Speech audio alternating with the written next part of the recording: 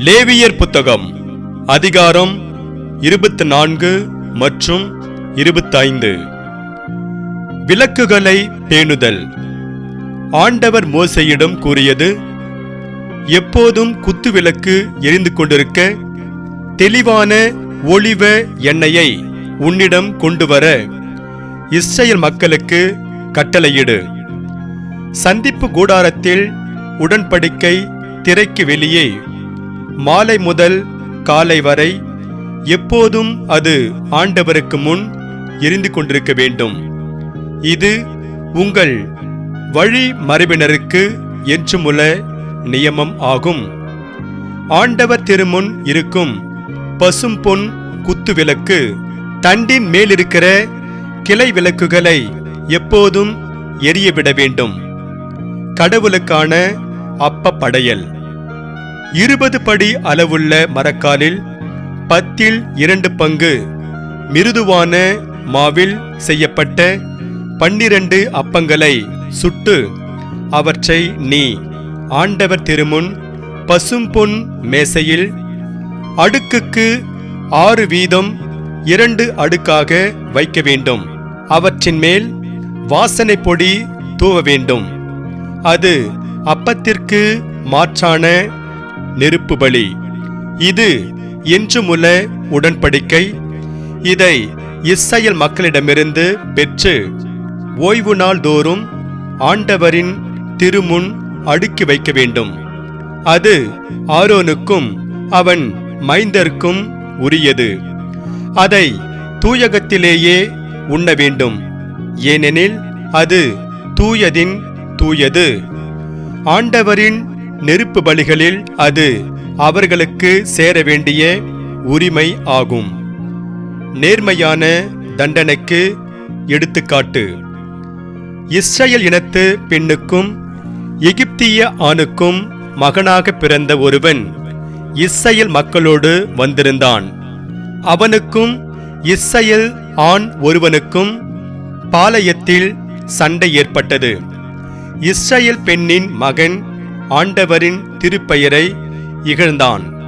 எனவே அவனை மோசேயிடம் கொண்டு வந்தனர். அவன் தாயின் பெயர் செலோமித்து. அவள் தான் குலத்தை சார்ந்த திப்ரியின் மகள். ஆண்டவரின் திருவுளம் அவர்களுக்கு வெளிப்படுத்தப்படும் வரை அவனை காவலில் வைத்தனர். அப்போது ஆண்டவர் மோசேயிடம் கூறியது: இகழ்ந்தவனை குடியிருப்பு எல்லைக்கு வெளியே கொண்டு சென்று அவனது பழிப்புரையை கேட்டவர்கள் எல்லாரும் தங்கள் கைகளை அவன் தலையில் வைக்கட்டும். பின்னர் சபை அனைத்தும் அவனை கல்லெறிந்து கொள்ள வேண்டும். எவராவது கடவுளை இகழ்ந்தால் அவர் தம் பாவத்தை சுமப்பார் என்று இஸ்ரவேல் மக்களிடம் சொல். ஆண்டவரின் திருப்பெயரை இகழ்பவர் கொலை செய்யப்படுவார். சபையார் கல்லெறிவர். அந்நியரோ நாட்டினரோ யார் எனினும் திருப்பெயரை இகழ்கிறவர் கொல்லப்படுவார். மனிதரை கொல்பவர் கொலை செய்யப்படுவார். விலங்குகளை கொல்பவர் விலங்குக்கு விலங்கு திரும்ப கொடுக்க வேண்டும். தமக்கு அடுத்திருப்பவருக்கு காயம் விளைவித்தால் அவருக்கும் அப்படியே செய்யப்படும். முறிப்புக்கு முறிப்பு, கண்ணுக்கு கண், பல்லுக்கு பல், இது போன்றே காய விளைவித்தவருக்கும் செய்யப்படும். விலங்கை கொன்றால் பதிலாக கொடுக்க வேண்டும். மனிதரை கொன்றால் கொலை செய்யப்பட வேண்டும். அயலாருக்கும் நாட்டினருக்கும் ஒரே விதமான நியாயம் வழங்க வேண்டும், ஏனெனில் நானே உங்கள் கடவுளாகிய ஆண்டவர். அப்படியே இறைவனை இகழ்ந்தோனை குடியிருப்பு எல்லைக்கு வெளியே கொண்டு போய் அவனை கல்லெறியுமாறு மோசே கட்டளையிட்டார். ஆண்டவர் மோசேயிடம் கூறியபடி அவர்கள் செய்தார்கள். அதிகாரம் 25. 7ஆம் ஆண்டு ஓய்வின் ஆண்டு. ஆண்டவர் சீனாய் மலையில் மோசேயிடம் கூறியது: நீ இஸ்ரவேல் மக்களிடம் கூற வேண்டியது: நான் உங்களுக்கு வழங்கும் நாட்டில் நீங்கள் வந்து சேரும்போது நாடு ஆண்டவருக்கென்று ஓய்வு நாளை கொண்டாட வேண்டும். 6 ஆண்டுகள் வயலை பயிரிட்டு திராட்சை கொடிகளை கிளை நறுக்கி அவற்றின் பலனை சேர்ப்பாய். 7ஆம் ஆண்டு ஆண்டவருக்காக ஓய்ந்திருக்கும் ஆண்டு. நிலத்துக்கும் ஓய்வு வேண்டும். வயலை பயிரிடாமலும் திராட்சை கொடிகளை கிளை நறுக்காமலும் இருங்கள். தானாய் வளர்ந்த பயிரை அறுக்காமலும் கிளை நறுக்காத திராட்சை செடிகளிலிருந்து பழங்களை சேர்க்காமலும் இருக்க வேண்டும். அது நிலத்துக்கு ஓய்வு ஆண்டு. உனக்கும் உன் பணியாளனுக்கும் உன் வேலைக்காரிக்கும் உன் கூலியாளுக்கும் உன்னிடையே தங்கியிருக்கும் அந்நியனுக்கும் ஓய்வு நில பயிர் விளைச்சல் உணவாயிருக்கட்டும். உன் வீட்டு விலங்குகளுக்கும் உன் நாட்டிலுள்ள நாட்டு விலங்குகளுக்கும் அவையே உணவு. யூபிலி மீட்பின் ஆண்டு. தொடர்ந்து வரும் 7 ஓய்வு ஆண்டுகளை 7 ஆண்டுகளாக 7 முறை எண்ணிக்கையிட்டு அவை 49 ஆண்டுகள் ஆகும். 7ஆம் மாதம் 10ஆம் நாள் எக்கால ஒளி எழட்டும். பாவக்கழுவாய் நிறைவேற்றும் அந்த நாளில் உங்கள் நாடெங்கும் எக்காலம் முழங்க செய்யுங்கள். 50ஆம் ஆண்டை தூயதாக்கி நாட்டில் வாழ்வோருக்கெல்லாம் தன்னுரிமை அறிவியுங்கள். அது உங்கள் யூபிலி ஆண்டு. அந்த ஆண்டில் நீங்கள் உங்கள் நிலப்பகுதிக்கும் உங்கள் இனத்தாரிடமும் திரும்ப வேண்டும். 50ஆம் ஆண்டு உங்களுக்கு யூபிலி ஆண்டு. அந்த ஆண்டு பயிரிட வேண்டாம். தானாய் விளைந்ததை அறுக்க வேண்டாம். கிளை நறுக்காத திராட்சை செடியினின்று கனி சேர்க்கவும் வேண்டாம். ஏனெனில் அந்த ஆண்டு யூபிலி ஆண்டு. அது உங்களுக்கு தூயது. நிலத்தினின்று அவ்வப்போது கிடைக்கும் பலனை உண்ணுங்கள். அந்த யூபிலி ஆண்டில் அவரவர் தம் காணியாட்சிக்கு திரும்பி செல்ல வேண்டும். உங்களுக்குள் ஒருவனுக்கு நிலத்தை விற்கவோ அவனிடத்தில் வாங்கவோ செய்யும் பொழுது ஒருவரை ஒருவர் ஏமாற்றாதிருங்கள். யூபிலி ஆண்டிற்கு பின் ஆண்டுகளை கணக்கிட்டு அவற்றின் எண்ணிக்கைக்கு ஏற்ப வாங்கலாம். பயன்படுத்தும் ஆண்டுகளுக்கு ஏற்ப அவன் அதை உனக்கு விற்க வேண்டும். பலனை பயன்படுத்தும் ஆண்டுகள் எண்ணிக்கை மிகுந்திருந்தால் விலையை உயர்த்த வேண்டும். குறைந்திருந்தால் விலையை குறைக்க வேண்டும். ஏனெனில் பயனுள்ள ஆண்டுகளின் எண்ணிக்கைக்கு ஏற்பவே அவன் விற்கிறான். உங்களுள் எவரும் தம் இனத்தாரை ஏமாற்றலாகாது. கடவுளுக்கு அஞ்சி நடங்கள். ஏனெனில் நானே உங்கள் கடவுளாகிய ஆண்டவர். என் கட்டளைப்படி நடங்கள். என் நியமங்களை கடைபிடிப்பதில் கவனமாயிருங்கள். அப்போது நாட்டில் நலமாய் குடியிருப்பீர்கள். நிலமும் பலனை தருவதனால் வயிறார உண்டு பாதுகாப்புடன் நாட்டில் வாழ்வீர்கள். விதைக்காமலும் அறுவடை செய்யாமலும் இருந்தால் 7ஆம் ஆண்டு எதனை உண்போம் என்று கேட்பீர்களானால் 6ஆம் ஆண்டு நிலம் 3 ஆண்டுக்குரிய விளைச்சலை கொடுக்குமாறு என் ஆசியை அனுப்புவேன். 8ஆம் ஆண்டு அதை விதைத்து 9ஆம் ஆண்டு விளைச்சல் கிடைக்கும் வரை பழைய விளைச்சலையே உண்பீர்கள். சொத்துக்கள் மீட்கப்படல். நிலத்தை அறுதியாய் விற்றுவிட வேண்டாம். ஏனெனில் நிலம் என்னுடையது. நீங்களோ என்னை பொறுத்தவரையில் அந்நியரும் இரவர் குடிகளுமே. நீங்கள் காணியாட்சியாய் கொண்டுள்ள நாடு எங்கும் நிலத்தை மீட்கும் வாய்ப்பு வழங்கப்பட வேண்டும்.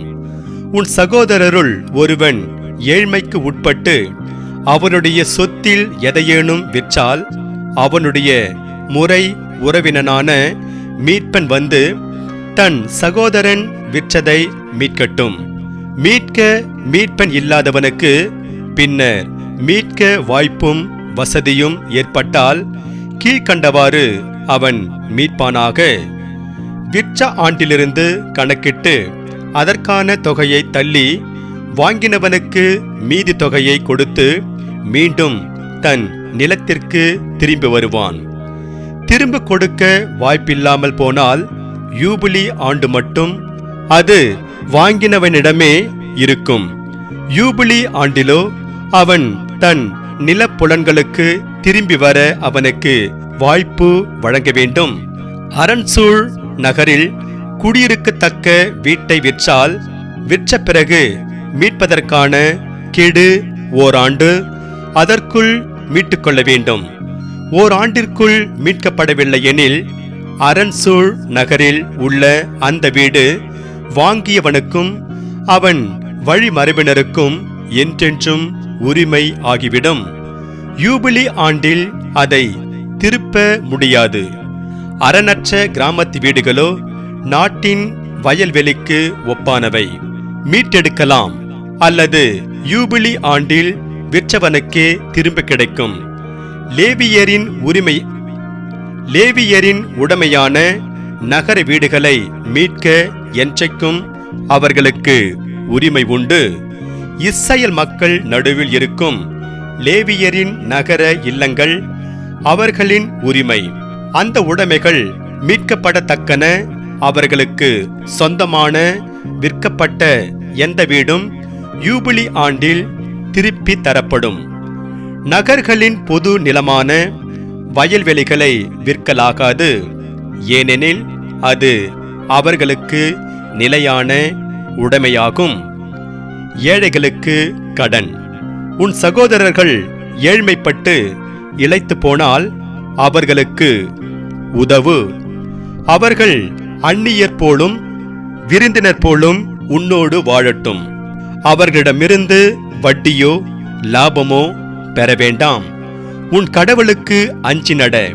உன் சகோதரர்கள் உன்னோடு வாழட்டும். அவர்களுக்கு உன் பணத்தை வட்டிக்கு கொடாதே. உணவை அதிக விலைக்கு விற்காதே. உங்களை எகிப்து நாட்டிலிருந்து அழைத்து வந்து உங்கள் கடவுளாயிருக்கும்படி கானான் நாட்டை கொடுத்த நானே உங்கள் கடவுளாகிய ஆண்டவர். அடிமைகளின் மீட்பு. உன் சகோதரர் ஏழ்மைப்பட்டு உனக்கு விலையாகி போனால் அவர்களை அடிமை போல் நடத்த வேண்டாம். அவர் கூலியால் போலும் விருந்தினர் போலும் உன்னோடு தங்கி யூபிலி ஆண்டு வரை உன்னிடத்தில் பணியாற்றட்டும். பின்னர் அவரும் அவர் தம் பிள்ளைகளும் விடுதலையாகி தங்கள் இனத்திற்கு மூதாதையரின் நிலப்புலன்களிடத்திற்கும் திரும்பி செல்லட்டும். எகிப்திலிருந்து அழைத்து வந்த இஸ்ரவேலராகிய அவர்கள் என் வேலைக்காரர்கள். அவர்கள் அடிமையாக விற்கப்படலாகாது. உன் சகோதரரை கொடுமையாய் நடத்தாதே. உன் கடவுளுக்கு அஞ்சி நட. உன் அடிமைகள் ஆணும் பெண்ணும் உன்னை சுற்றிலும் உள்ள வேற்றினத்தவராய் இருக்கட்டும். வேற்றினத்தாரிடமிருந்து நீ அடிமைகளை விலைக்கு வாங்கலாம். உங்களிடம் தற்காலிகமாய் தங்குகிற அந்நியரின் பிள்ளைகளிலும் உங்கள் நாட்டில் உங்களிடையே பிறந்திருக்கிற அவர்களுடைய இனத்தவரிலும் உங்களுக்கு அடிமைகளை வாங்கி உங்களுக்கு அடிமையாக்கிக் கொள்ளலாம். அவ்வடிமைகளை உங்களுக்கு பின்னர் உங்கள் பிள்ளைகளுக்கும் பிறப்புரிமையாக்கி என்றும் உரிமை கொண்டாடலாம். ஆனால் இஸ்ரவேல் மக்களாகிய உங்கள் சகோதரரை பொறுத்தமட்டில் எவரும் மற்றவரை கொடுமையாய் நடத்த வேண்டாம். அந்நியரோ உன்னிடம் தற்காலிகமாக தங்கியிருப்பவரோ வசதியாக வாழும்போது அவர்களிடம் உள்ள உன் சகோதரர்கள் ஏழையாகி அவர்களுக்கோ அவர்களின் இனத்திற்கோ விலையாகி போனால் விலையாகி போன அவர்கள் மீட்கப்பட வேண்டும். அவர்கள் உறவினருள் ஒருவர் அவர்களை மீட்கட்டும். அவர்களுடைய தந்தையின் சகோதரனோ அவரின் மகனோ அவர்களின் முறை உறவினனோ அவர்களை மீட்கட்டும். அல்லது வசதி ஏற்படும்போது அவர்கள் தம்மைத்தாமே மீட்டுக் கொள்ளட்டும். அவர்களது பணிக்காலத்தை அவர்களும் அவர்களை வாங்கினவர்களும் அவர்கள் விலைப்பட்டு போன ஆண்டிலிருந்து யூபிலி ஆண்டு வரை கணக்கிட வேண்டும். அவர்கள் விடுதலை ஆவதற்கான விலை கூலிக்காரன் ஒருவனுக்கு அந்த ஆண்டுகளில் கொடுக்கப்படும் கூலியை போல கணக்கிடப்பட வேண்டும். ஆண்டுகள் மிகுதியாய் இருந்தால் மிகுதியாக திருப்பிக் கொடுக்க வேண்டும். யூபிலிக்கு சில ஆண்டுகள் இருந்தால் அவற்றை கணக்கிட்டு அவற்றிற்கு ஏற்ப செலுத்த வேண்டும். ஆண்டுதோறும் கூலிக்கு அமர்த்தப்பட்டவனைப் போல அவர்களை கருத வேண்டும். விலைக்கு வாங்கினவர்கள் அவர்களை கொடுமையாய் நடத்த இடம் கொடுக்காதே. இவ்விதமாய் அவர்கள் மீட்கப்படாமல் போனால் யூபிலி ஆண்டில் அவர்களும் அவர்கள் பிள்ளைகளும் விடுதலை பெறுவர். ஏனெனில் இஸ்ரவேல் மக்கள் எகிப்திலிருந்து நான் அழைத்து வந்த என் வேலைக்காரர்கள். நானே உங்கள் கடவுளாகிய ஆண்டவர்.